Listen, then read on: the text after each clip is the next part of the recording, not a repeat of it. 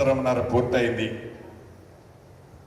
అనేక వాగ్దానాలు మన ప్రభుత్వం వచ్చిన తర్వాత చేస్తామని చెప్పి వాటిలో చాలా వరకు చేశాం, ఇంకా చేయాల్సినవి ఉన్నాయి.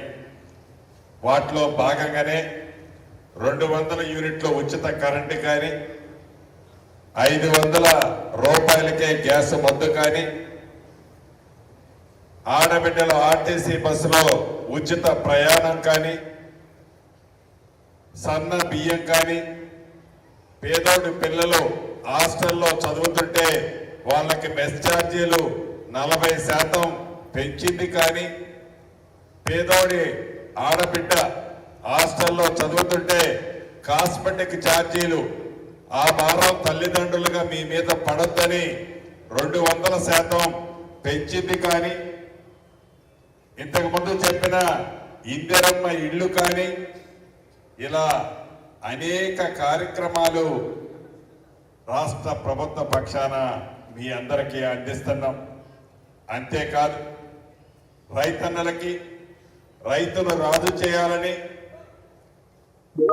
ఆనాటి ప్రభుత్వం 10 సంవత్సరాలలో 17,000 కోట్ల రూపాయల రుణమాఫీ చేస్తే మన ఇందిరమ్మ ప్రభుత్వంలో 10 నెలలలో 21,000 కోట్ల రూపాయల రుణమాఫీ చేసింది. సన్న వడ్లకి మద్దతు ధరతో పాటు క్వింటాలకి అదనంగా 500 రూపాయలు మన ప్రభుత్వంలో ఇచ్చుకుంటున్నాం. ఇవన్నీ చేస్తూ ఇంకా మరెన్నో ఆడబిడ్డలకు ఇచ్చిన కార్యక్రమాలు కూడా భవిష్యత్తులో చేయాలనుకుంటున్నాం. అదే రకంగా ఆనాటి ప్రభుత్వం రైతు బంధువు ద్వారా ఎకరానికి 2 విడతల్లో 10,000 రూపాయలు ఇస్తే మన ఇందిరమ్మ ప్రభుత్వంలో ఎకరానికి 12,000 రూపాయలు ఇచ్చే కార్యక్రమం రేపు ఎల్లుండితో పూర్తి కాబోతుంది. అంటే ఇవన్నీ మనం చేస్తున్నాము అంటే మీ దీవెనలతో మీ కష్ట ఫలితంగా వచ్చిన ఈ ఇందిరమ్మ ప్రభుత్వంలో భవిష్యత్తులో అభివృద్ధి సంక్షేమం 2 కార్యక్రమాలని ఏ పేదవాడికి ఇబ్బంది కలగకుండా ఉండే విధంగా, ఏ పేదవాడికి నొప్పి కలగకుండా ఉండే విధంగా గౌరవ ముఖ్యమంత్రి రేవంత్ రెడ్డి గారి నాయకత్వంలోని మన ఇందిరమ్మ ప్రభుత్వం మీకు అందిస్తుందని మనస్ఫూర్తిగా ఈ వేదిక మీద నుంచి తెలియజేస్తున్నాను.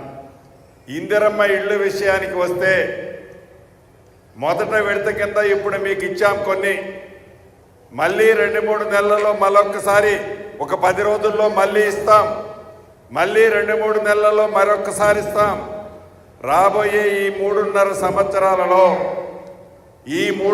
సంవత్సరాలలో ప్రతి గ్రామంలో అర్హులైన పేదవాళ్ళందరికీ ఇందిరమ్మ ఇళ్ళు ఇచ్చిన తర్వాతనే ఓటు అడుగుతాము.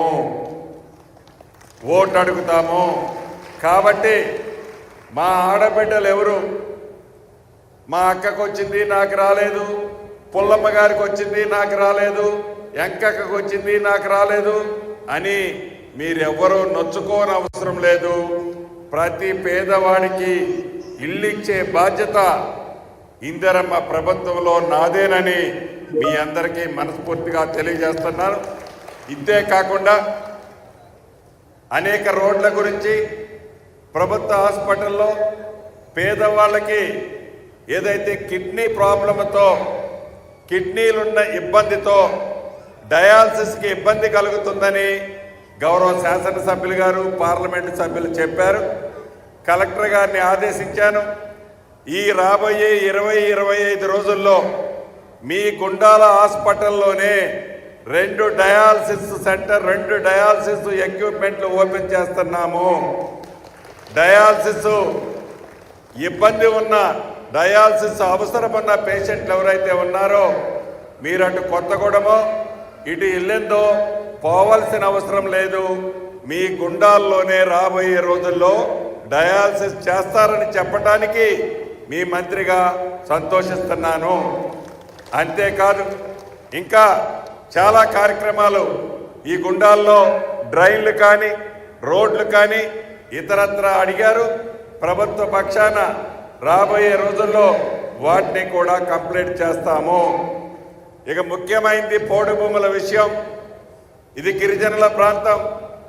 గౌరవ కలెక్టర్ గారికి వేదిక మీద నుంచి తెలియజేస్తున్నా, ఐటీడీఏ పిఓ గారికి తెలియజేస్తున్నా, ఈ రాబోయే 2-3 రోజుల్లో పోలీసుని ఫారెస్ట్ అధికారుల్ని పిలిపించుకొని ఎప్పుడో తరతరాల నుంచి ఆ పోడు భూముల్ని సాగు చేసుకుంటున్న పేద రైతులని ఎక్కడా కూడా ఇబ్బంది పెట్టొద్దని కూడా మీకు ఆదేశిస్తున్నా. ఆ ఫారెస్ట్ అధికారుల్ని అదే రకంగా పోలీసుని కూడా పిలిచి కొత్త పోడు కొట్టనీయొద్దు.